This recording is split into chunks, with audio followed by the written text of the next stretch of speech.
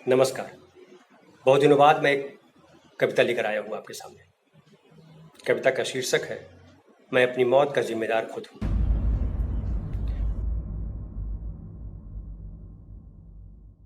मैं अपनी मौत का दोष आप पर नहीं मढ़ रहा। मैं मानता हूँ मैं खुद हूँ अपनी मौत का जिम्मेदार। मैंने ही मारा है खुद को, आत्महत्या की है मैंने। हालांकि मैं जीना चाहता था अपने बेटे के लिए जो अभी 8वीं में पढ़ रहा है, अपनी बेटी के लिए जो डॉक्टर बनना चाहती है, अपनी पत्नी के लिए जिसकी इच्छा थी बच्चे सेटल हो जाएं तो 12 ज्योतिर्लिंग के दर्शन कर लें एक बार। मैं मर गया, सबके सपने अधर में छोड़ गया। दोष कोरोना का भी नहीं है। समय पर अस्पताल में बेड मिल जाता, ऑक्सीजन मिल जाता तो मैं बच जाता।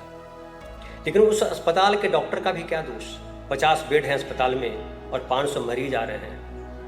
कोई बेड खाली होता तब तो मुझे भर्ती करता। बच्चे बड़ा परेशान हुए, काश कोई बेड खाली हो जाए। बेड खाली हुआ भी, कुछ लाशें अंदर से बाहर लाई गईं। उस खाली बेड पर भर्ती होने वालों की लंबी कतारें थी। किसी के जवान बेटे को बेड चाहिए था, किसी दूध मुहे बच्चे की माँ बेड के इंतजार में थी। कोई नवविवाहिता थी जिसका पति बेसुध पड़ा था वहीं जमीन पर। एक 10 साल का बच्चा भी था, मुश्किल से सांस ले पा रहा था। मुझे मेरा दुख इन सब के दुख से बहुत छोटा लगा।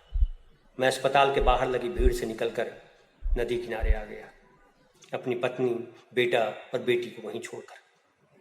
माँ जो गांव में रहती है उसको फोन लगाया, माफी मांगी। माँ, मैं तुम्हें मुखाग्नि नहीं दे पाऊंगा, मुझे बुलावा आ गया है, मैं जा रहा हूं। इतना कह वहीं पेड़ के नीचे लेट गया। माँ की आवाज आ रही थी, क्या बोल रहा है? मुन्ना, मुन्ना। लेकिन मुझे बोलने की हिम्मत नहीं बची थी।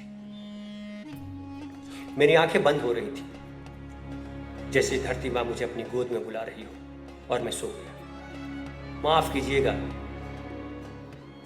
जैसे धरती माँ मुझे अपनी गोद में बुला रही हो और मैं सो गया। माफ कीजिएगा। मैं एक बार फिर से कह रहा हूं, किसी को मेरी मौत का जिम्मेदार मत मानिएगा। न सरकार को, न सिस्टम को। कसूरवार मैं ही हूं, नेता चुनना नहीं आया।